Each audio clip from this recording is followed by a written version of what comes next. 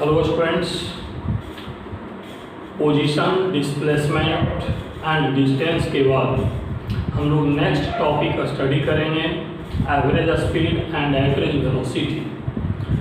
Average speed और average velocity के बीच का डिफरेंस समझने के लिए हमें डिस्टेंस और डिस्प्लेसमेंट के बीच का डिफरेंस पता होना चाहिए। सारे स्टूडेंट प्रीवियस लेक्चर में पढ़ चुके हैं कि what is the difference between distance and displacement. Different point से हमने समझाया था कि डिस्टेंस और डिस्प्लेसमेंट के बीच क्या डिफरेंसेज है। बट एक इम्पॉर्टेंट बात कि distance is the scalar value and displacement is the vector value. Displacement में डायरेक्शन होता है, डिस्टेंस का डायरेक्शन डेफिनेट नहीं होता है, इसलिए डिस्प्लेसमेंट वेक्टर क्वांटिटी है और डिस्टेंस स्केलर क्वांटिटी है।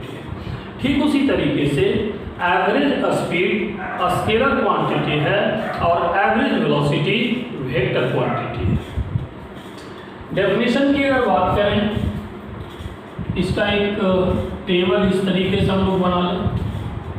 तो फर्स्ट लाइन इसको जब हम लोग डिफाइन करते हैं तो average speed distance per unit time. Definition इसका क्या है, लैंग्वेज में लिखेंगे तो distance per unit time interval is defined as average speed. और जब एवरेज वेलोसिटी को डिफाइन करते हैं तो ये होता है डिस्प्लेसमेंट डिवाइडेड बाय टाइम आप कह लें या फिर टाइम इंटरवल कह लें, टोटल टाइम। आप इसको ऐसे भी कर सकते हैं total distance by total time, क्योंकि एवरेज जितने टाइम में कैलकुलेट करना होता है उतने टाइम का टोटल डिस्टेंस हम लेते हैं। एवरेज वेलोसिटी जितने टाइम में कैलकुलेट करना होता है टोटल का हम डिस्प्लेसमेंट लेते हैं। टोटल का हम लोग क्या लेते हैं, डिस्प्लेसमेंट लेते हैं। तो यहाँ पर आप ध्यान दें कि टोटल टाइम जब कंसीडर करते हैं तो उसमें ऐसे टाइम भी हम कंसीडर करते हैं जिसमें कभी कभी डिस्टेंस या डिस्प्लेसमेंट कवर्ड ही नहीं हुआ हो लेकिन टाइम लगा हो। एक एग्जाम्पल आप समझने का प्रयास कीजिए। मान लो कि पटना टू रांची एक बस का ट्रैवलिंग स्टार्ट होता है। तो पटना टू रांची जाने के बाद टोटल डिस्टेंस की बात करेंगे तो रोड डिस्टेंस होगा और रोड डिस्टेंस का वैल्यू कितना होगा, लेट अस कंसीडर 360 किलोमीटर। ऐसा कुछ मैंने मान लिया है, हो सकता है 360 किलोमीटर ना हो, depending upon the route 340 kilometre भी हो सकता है, बट नियर अबाउट हमने मान लिया 360 किलोमीटर। मान लो बस का जब ट्रैवलिंग स्टार्ट होता है तो पटना टू रांची में कहीं कहीं पर वो रुकता भी है कुछ देर के लिए। तो जितने देर के लिए रुकता है उस टाइम को भी हम अपने जर्नी के टाइम में कंसीडर करते हैं। जैसे मान लो कि पटना टू रांची जाने में अगर आपको 8 घंटे का टाइम लगा है तो उस 8 घंटे में वह भी टाइम शामिल है जिस समय बस का मोशन नहीं हुआ होगा, या तो खाने पीने के लिए या पैसेंजर को रिलैक्सेशन देने के लिए कहीं पर रुका होगा, वो टाइम में यूज नहीं हुआ है, डिस्टेंस ट्रैवल नहीं हुआ है, फिर भी उस टाइम को लेते हैं। दूसरा, कभी ऐसा होता है ट्रैफिक बहुत ज़्यादा होने की वजह से बहुत देर तक बस का मोशन ही नहीं होता या तो बहुत धीरे धीरे होता है, हम उस टाइम को भी कंसीडर करते हैं। और जिस समय बस अपने फुल स्पीड पर मोशन करते होता है उस टाइम को भी कंसीडर। तो जब एवरेज हम लोग कंसीडर करते हैं तो उसमें इकोनॉमिकल टाइम भी लेते हैं और नॉन इकोनॉमिकल टाइम भी लेते हैं। इकोनॉमिकल टाइम का मतलब वैसा टाइम से है जिस टाइम में ट्रैवलिंग हो रहा है, फेनोमेना हो रहा है, और नॉन इकोनॉमिकल टाइम का मतलब ये हुआ कि जिसमें फेनोमेना नहीं हो रहा है, डिस्टेंस का ट्रैवलिंग नहीं हो रहा है, उसको भी कंसीडर करते हैं। डिस्टेंस के बारे में हमने कहा था कि स्केलर है और टाइम भी स्केलर है, इसलिए एवरेज स्पीड क्या होगा, स्केलर वैल्यू, और एवरेज वेलोसिटी क्या होगा, वेक्टर वैल्यू। अब आपसे कोई पूछे कि एवरेज वेलोसिटी का डायरेक्शन क्या होगा तो क्या आप जवाब देंगे? एवरेज स्पीड का कोई डायरेक्शन आपसे नहीं पूछेगा, क्यों? तो डिस्टेंस का डायरेक्शन नहीं होता, इसलिए एवरेज स्पीड का डायरेक्शन नहीं होगा। तो इसका डायरेक्शन की बात करें एवरेज स्पीड का, तो नॉट डेफिनिट डायरेक्शन, इसका डेफिनिट डायरेक्शन नहीं होगा। लेकिन एवरेज वेलोसिटी की बात करें तो इसका डायरेक्शन होगा, और एवरेज वेलोसिटी का डायरेक्शन वही होगा जो डिस्प्लेसमेंट का डायरेक्शन। मतलब हम कह सकते हैं starting point to final point या initial point to final point. तो एवरेज वेलोसिटी का direction initial point to final point होता है, initial point to final point. Previous lecture में हम लोगों ने स्टडी किया था कि डिस्टेंस और डिस्प्लेसमेंट में डिस्टेंस ग्रेटर होता है डिस्प्लेसमेंट से। इसका मतलब एवरेज स्पीड ग्रेटर होगा एवरेज वेलोसिटी से, लेकिन डिस्टेंस और डिस्प्लेसमेंट कभी कभी इक्वल भी होता है, तो एवरेज स्पीड और एवरेज वेलोसिटी भी कभी कभी इक्वल होगा। तो यहाँ पर हम लोग एक कॉमन बात दोनों में लिखेंगे, एवरेज स्पीड इज ग्रेटर और equal to average velocity. Average speed is greater और इक्वल टू एवरेज वेलोसिटी। ये 4 पॉइंट हमारे पास अवेलेबल है related to average speed and average velocity. अब यहाँ के बाद से आगे बढ़ते हैं कि कैलकुलेशन ऑफ एवरेज स्पीड या कैलकुलेशन ऑफ एवरेज वेलोसिटी कैसे करेंगे। जितना मैंने पढ़ा एवरेज स्पीड एवरेज वेलोसिटी का, बस इतना ही थ्योरी पॉइंट ऑफ व्यू है। बट आगे जो अब स्टडी हम करने जा रहे हैं वह एवरेज स्पीड और एवरेज वेलोसिटी का न्यूमेरिकल कॉन्सेप्ट होगा। तो इसको कुछ एग्जांपल से हम समझने का प्रयास करते हैं। Example number first,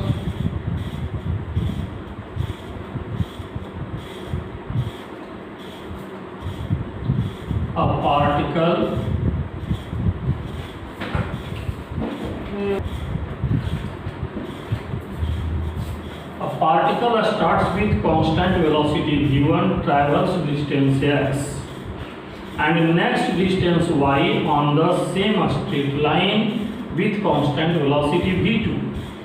Find average speed and average velocity.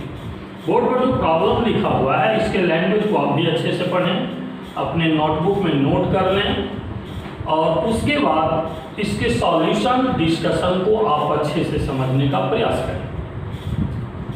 जैसा कि कहा है कि स्ट्रेट लाइन, एक ही स्ट्रेट लाइन पर 2 डिस्टेंस है, एक x है और उसके बाद का डिस्टेंस y है। ये देखिए तो डायग्राम जो यहाँ पर हमने बनाया है उसी के हिसाब से है डायग्राम। ये x डिस्टेंस है और ये y डिस्टेंस है। x डिस्टेंस ट्रेवल करने में जो वेलोसिटी हुआ है u हुआ v1 है, और y डिस्टेंस ट्रेवल करने में जो वेलोसिटी u हुआ है वो v2। दोनों वेलोसिटी कांस्टेंट है, लेकिन यहाँ से यहाँ तक v1 और यहाँ से यहाँ तक v2। अब v1 और v2 इक्वल नहीं है, v1 v2 कुछ अलग अलग वैल्यू न्यूमेरिकली दिया हुआ भी रह सकता है। यहाँ पर न्यूमेरिकली मैंने कुछ कंसीडर नहीं किया है। अब यहाँ से एवरेज का कैलकुलेशन करने के लिए एवरेज स्पीड और एवरेज वेलोसिटी इस केस में इक्वल होगा। पहले तो ये हम लोग को समझ लेना चाहिए। प्रॉब्लम में 2 पार्ट पूछा, एक एवरेज स्पीड और एक एवरेज वेलोसिटी। जब भी 2 पार्ट पूछे तब पहले कन्फर्म हो लेना है आपको कि क्या एवरेज स्पीड और एवरेज वेलोसिटी इक्वल है या नहीं है। जब डिस्टेंस और डिस्प्लेसमेंट सेम होगा तो एवरेज स्पीड और एवरेज वेलोसिटी इक्वल होगा, लेकिन जब डिस्टेंस और डिस्प्लेसमेंट सेम नहीं होगा तो एवरेज स्पीड और एवरेज वेलोसिटी इक्वल नहीं होगा। क्योंकि यहाँ पर पार्टिकल जिस लाइन से चला है वो आगे ही बढ़ता गया है, रिटर्न नहीं हुआ है। नेक्स्ट डिस्टेंस y लिखा है, रिटर्निंग डिस्टेंस नहीं लिखा है, इसलिए डिस्टेंस और डिस्प्लेसमेंट सेम होगा, और डिस्टेंस और डिस्प्लेसमेंट सेम होने से एवरेज स्पीड और एवरेज वेलोसिटी सेम होगा। अब एवरेज स्पीड का कैलकुलेशन करने के लिए डिस्टेंस डिवाइडेड बाई टाइम की बात करेंगे। तो टोटल डिस्टेंस कितना ट्रैवल हुआ है? Total distance x plus y travel हुआ है। तो ये x हो गया प्लस y हो गया। टाइम का कोई इंफॉर्मेशन ही नहीं है कि दोनों इंटरवल में टाइम कितना लगा है।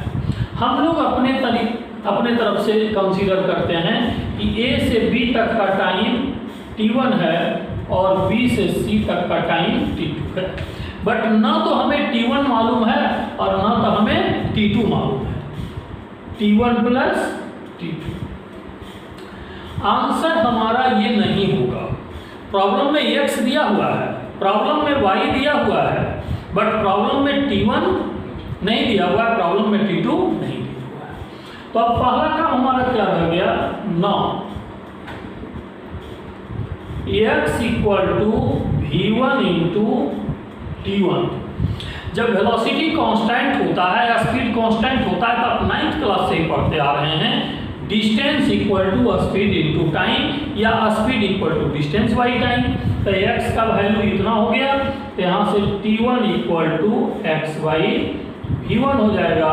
उसी तरीके से t2 is equal to y by v2 हो जाएगा। अब t1 और t2 का वैल्यू वहाँ पर हम क्या करेंगे, पुटअप कर देंगे।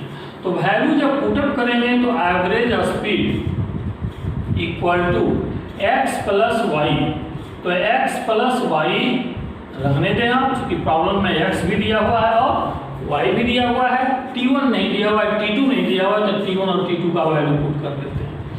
तो x by v1 plus y by v2।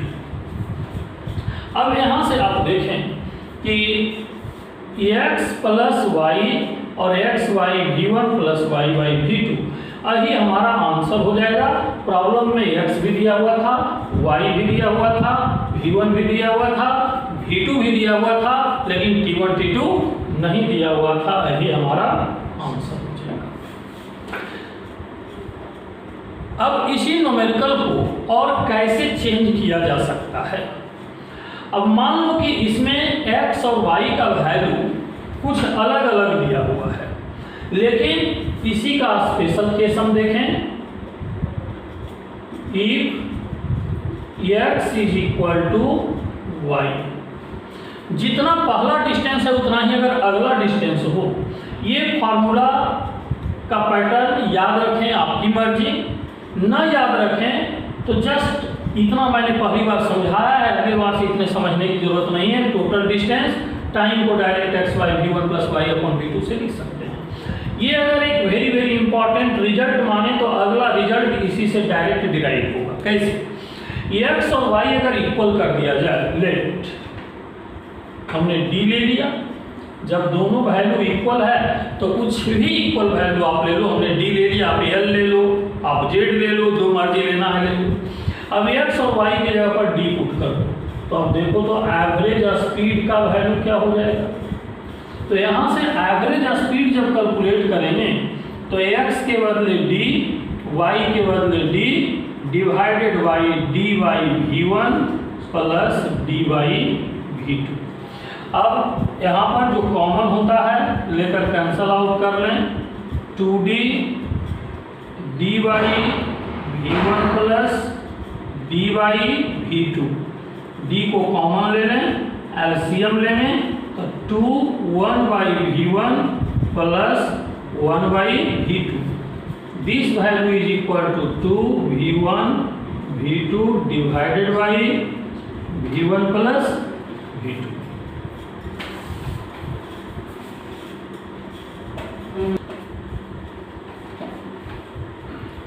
जैसे ए नंबर पॉइंट में गिवन था कि x और y इक्वल है, मतलब दोनों डिस्टेंस इक्वल होने पर हमने क्या किया कि दोनों x और y के जगह पर d पुट कर लिया था।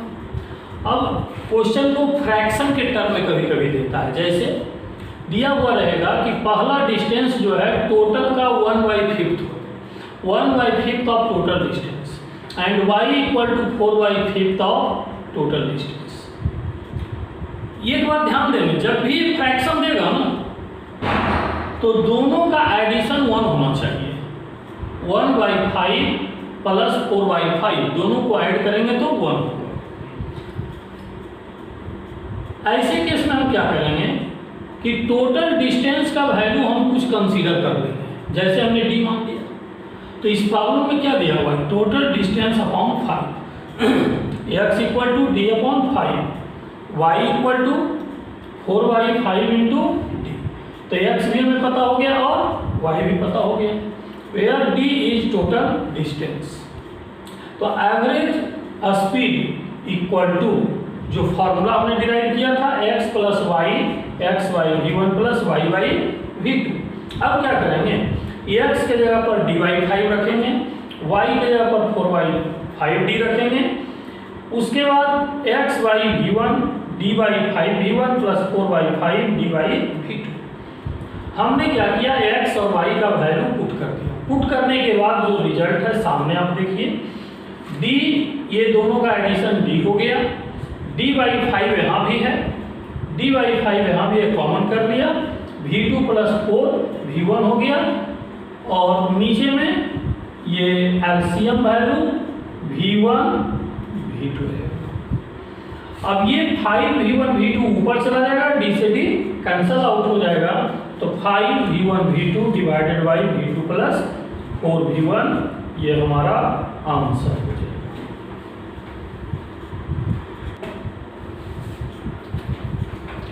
एग्जाम्पल 1 में हमने 2 केसेस देखा, एग्जाम्पल 1 में 2 केसेस के बाद एग्जाम्पल 2 हम देखते हैं। A particle starts with constant velocity v1 from point A to reach point B and returns at start point A with constant velocity v2। मतलब पार्टिकल A से B की ओर स्टार्ट करता है, ये A है और ये B है। A से B तक जब जा रहा है तो वेलोसिटी कांस्टेंट है v1, लेकिन जब रिटर्न करता है B से A पर, B से A पर रिटर्न करता है तो वेलोसिटी क्या होता है, कांस्टेंट वेलोसिटी v2।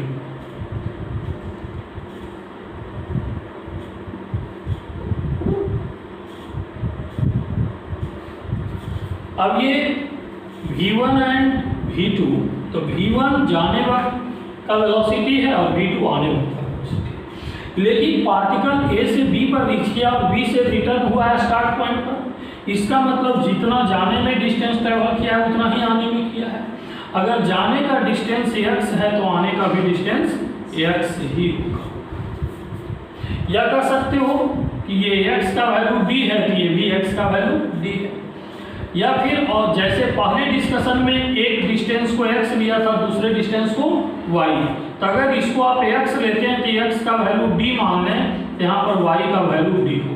ये फर्स्ट डिस्टेंस हो गया, ये सेकेंड डिस्टेंस हो गया। अब यहाँ पर एवरेज स्पीड और एवरेज वेलोसिटी की बात बोला है, तो देखो स्टार्ट किया है A से और B पर जाकर फिर वापस आ गया है A पर। तो जब इनिशियल पॉइंट और फाइनल पॉइंट सेम होता है तो डिस्प्लेसमेंट का वैल्यू क्या होगा, ये इनिशियल है और ये फाइनल है। तो इनिशियल और फाइनल पॉइंट जब सेम होता है तो डिस्प्लेसमेंट का वैल्यू क्या होगा, 0 होगा।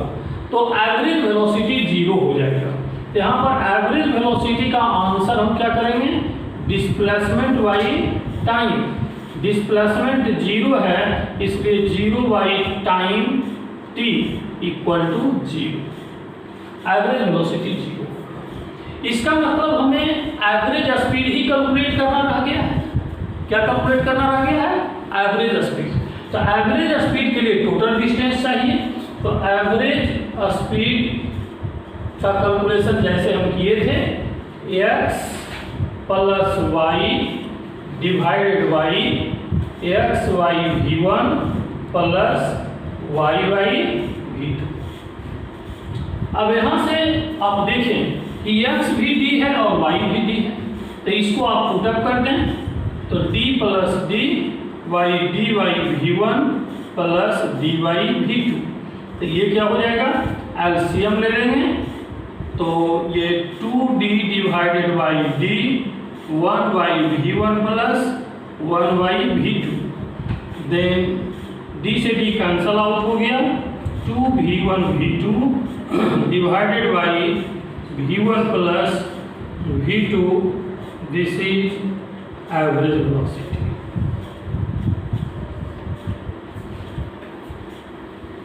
नेक्स्ट एग्जाम्पल 3,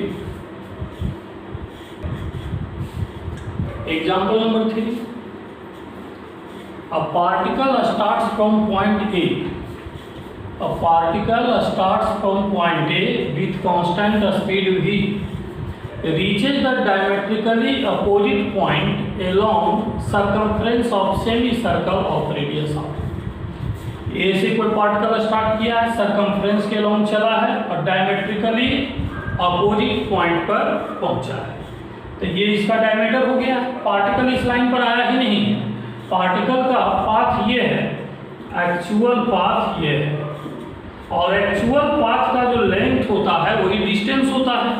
तो एक्चुअल पाथ का लेंथ कितना होगा, सर्कमफ्रेंस का हाफ हो जाएगा, मतलब pi into half. This is the distance value. लेकिन आपसे अगर डिस्प्लेसमेंट पूछा जाए तो डिस्प्लेसमेंट क्या लेते हैं, shortest distance. Particle actual path इस पर चला है, पार्टिकल इधर गया ही नहीं है, लेकिन डिस्प्लेसमेंट आपसे पूछा जाएगा तो डिस्प्लेसमेंट ए से बी तक होगा। तो यहाँ पर इस डायग्राम में डिस्टेंस पाई आर हो गया है, लेकिन डिस्प्लेसमेंट का वैल्यू 2 इंटू आर होगा। Displacement equal to 2 into r. अब एवरेज स्पीड जब आप कैलकुलेट करेंगे तो एवरेज स्पीड में डिस्टेंस डिवाइडेड बाई टाइम लेते हैं, डिस्टेंस डिवाइडेड बाई टाइम। तो एवरेज स्पीड के लिए डिस्टेंस कितना हो गया, पाई आर। तो डिस्टेंस हो गया पाई आर, और टाइम क्या लिखेंगे, डिस्टेंस बाई स्पीड। यहाँ से यहाँ तक जाने में जो टाइम लगा है उस टाइम को हम लोग कैसे कैलकुलेट करेंगे, डिस्टेंस डिवाइडेड बाई स्पीड।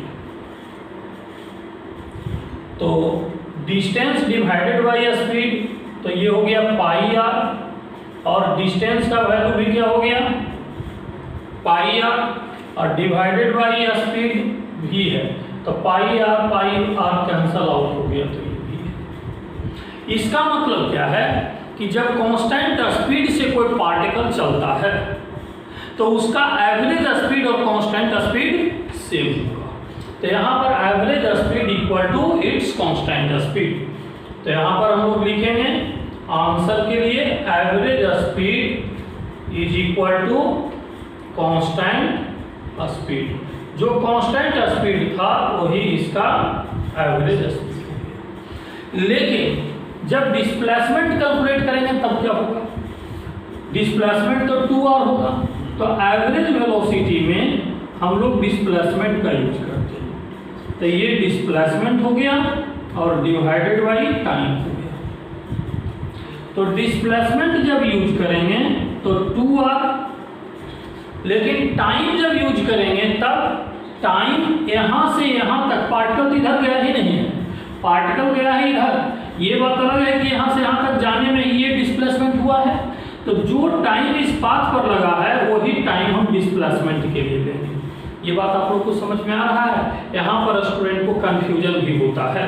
आप अच्छे से सोचिए, पार्टिकल ए से बी पर इस पाथ पर गया है, मान लो कि इस पाथ का जो भी डिस्टेंस है इससे तो बड़ा है ही, तो जितने देर में पार्टिकल यहाँ से यहाँ गया डिस्टेंस ट्रेवल किया उतने ही टाइम में पार्टिकल डिस्प्लेसमेंट भी कवर किया है। डिस्प्लेसमेंट कवर करने में पार्टिकल इधर गया नहीं है। अगर इधर जाने वाला पार्टिकल अलग होता, इधर जाने वाला पार्टिकल अलग होता, तब दोनों का टाइम अलग अलग होता। लेकिन पार्टिकल एक ही है, रियल पाथ एक ही है, तो टाइम भी हमारा एक ही होगा। तो जो टाइम वहाँ लिया है वही टाइम यहाँ पर होगा। तो टाइम हो जाएगा pi r, distance divided by speed. यहाँ से कैंसिलेशन करेंगे, आर आर कैंसल आउट हो जाएगा, 2v अपॉन पाई हो जाएगा। तो average velocity 2v upon pi हो जाएगा और एवरेज स्पीड कांस्टेंट स्पीड के बराबर हो जाएगा।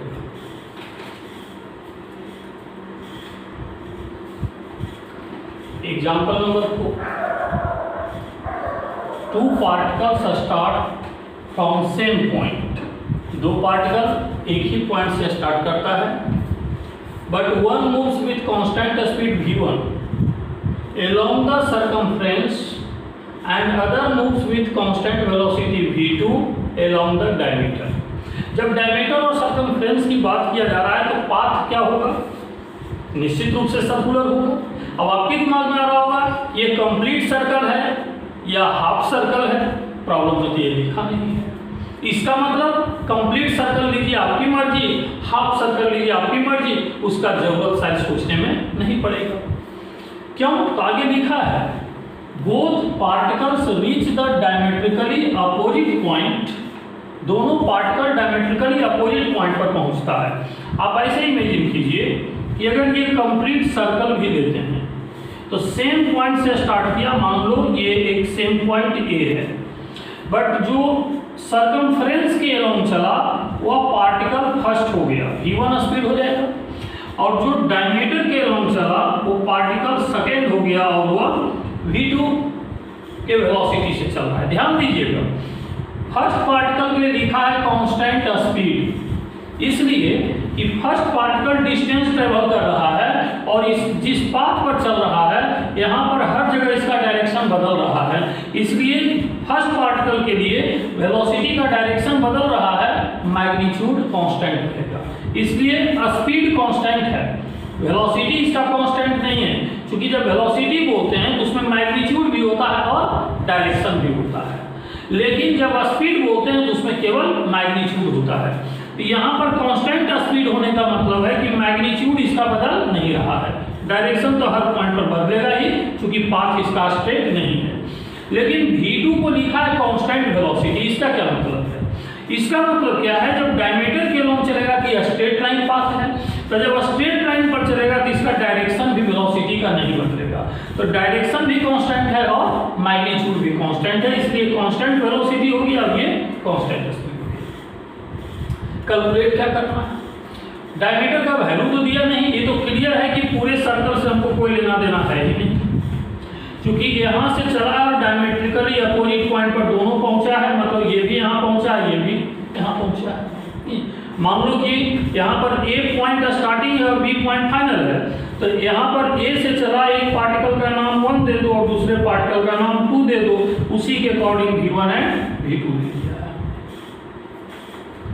चलिए, तो यहाँ तक तो आपको डायग्राम समझ में आ गया होगा। प्रॉब्लम लैंग्वेज के हिसाब से, प्रॉब्लम का जो लैंग्वेज है उसके हिसाब से जो डायग्राम का पॉइंट ऑफ व्यू समझ में आ गया। आप डेली लाइफ से सोचें, ये दो दोस्त हो सकता है और इस तरह का पाथ कहीं पर बना हुआ होगा, एक दोस्त ऐसे ऐसे, पार्क में इन जनरल ऐसा होता है, एक दोस्त ऐसे ऐसे दौड़ते भागा है और एक दोस्त जो है ऐसे भागा है, दोनों का भागने का स्पीड अलग अलग है, दोनों बी पर जाकर मिल गया, ऐसा हो सकता है। अब चलिए आगे हमको कैलकुलेट क्या करना है, ratio of average speed of one. Average speed किसका होगा, पहले का होगा क्योंकि ये डिस्टेंस ट्रेवल किया है। Average velocity of second, second straight path पर गया है तो सेकेंड के लिए डिस्टेंस और डिस्प्लेसमेंट क्या होगा, सेम होगा, लेकिन पहले के लिए डिस्टेंस और डिस्प्लेसमेंट अलग अलग होगा। तो आप अलग अलग कैलकुलेट कीजिए average speed, average speed first particle के लिए या जिसको वन पार्टिकल आपने कर रखा है, तो ये क्या हो जाएगा, डिस्टेंस डिवाइडेड बाई टाइम। तो डिस्टेंस डिवाइडेड बाई टाइम लिखेंगे तो टाइम तो दिया हुआ है नहीं, लेकिन अभी हमने समझाया था कि कांस्टेंट स्पीड के लिए जो एवरेज स्पीड होता है वही कांस्टेंट स्पीड होता है, इसलिए आप इसको आगे लिखें, चाहे आप डायरेक्ट भी लिख सकते हैं, पाई आर डिवाइडेड बाई v1। तो ये कितना हो गया v1, बाकी बात रह गया इसका। तो एवरेज वेलोसिटी जब कैलकुलेट करेंगे कि किसके लिए कैलकुलेट करेंगे, सेकेंड के लिए, तो सेकेंड के लिए या अदर जिसको हम लोग लिखे हैं, तो ये क्या होगा, डिस्प्लेसमेंट डिवाइडेड बाई टाइम। तो इसका डिस्प्लेसमेंट कितना है, 2 इंटू रेडियस, या डायमीटर सीधे लिख सकते हैं, डायमीटर d और डिवाइडेड बाई टाइम, तो time equal to distance by speed, मतलब डायमीटर डिवाइडेड बाई स्पीड, तो ये v2 हो गया। अब देखिए इस प्रॉब्लम के द्वारा हमने आपको क्या समझाने का प्रयास किया, कि वेलोसिटी अगर कांस्टेंट है तो एवरेज वेलोसिटी और वेलोसिटी एक ही बात होता है, स्पीड अगर कांस्टेंट है तो एवरेज स्पीड और स्पीड एक ही बात होता है। तो यहाँ रेशियो आप कैलकुलेट करेंगे तो आंसर हमारा क्या होगा, आंसर हो जाएगा average speed divided by average velocity, average speed divided by average velocity. तो एवरेज स्पीड v1 और ये हो जाएगा v2, ये हमारा answer.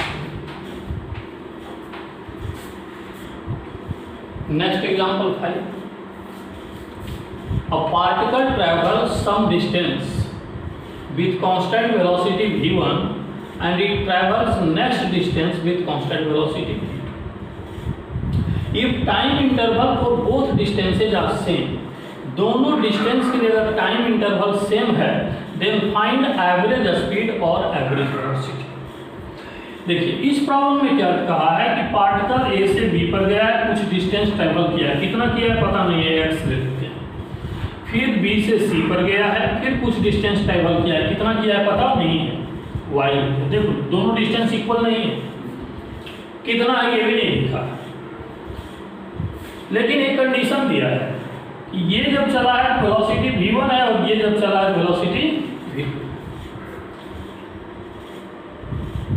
If time interval for both distances are same, दोनों डिस्टेंस के लिए टाइम इंटरवल सेम है, मतलब जितना टाइम यहाँ पर लग रहा है उतना ही टाइम यहाँ पर भी, ये टाइम और ये टाइम इक्वल है। तो हमसे क्या पूछा गया, एवरेज स्पीड और एवरेज वेलोसिटी। और करके क्यों लिखा है, इसलिए कि जितना यहाँ पर डिस्टेंस होगा उतना ही डिस्प्लेसमेंट होगा, तो जितना एवरेज स्पीड होगा उतना ही एवरेज वेलोसिटी होगा। तो देखिए तो average speed equal to total distance divided by total time. न तो x दिया हुआ है, ना तो t दिया हुआ है, ना तो y दिया हुआ है, बट यहाँ पर क्या लिखेंगे, x plus y divided by t plus t. x दिया हुआ नहीं है, लेकिन आप क्या लिखेंगे, distance equal to speed into time. तो x के बदले हम लिख सकते हैं v1 into T plus y के बदले में क्या लिखेंगे, v2 into T divided by T plus T. कितना हो जाएगा 2t। तो ये रिजल्ट कितना हो गया, v1 plus v2 divided by 2। ये हमारा आंसर।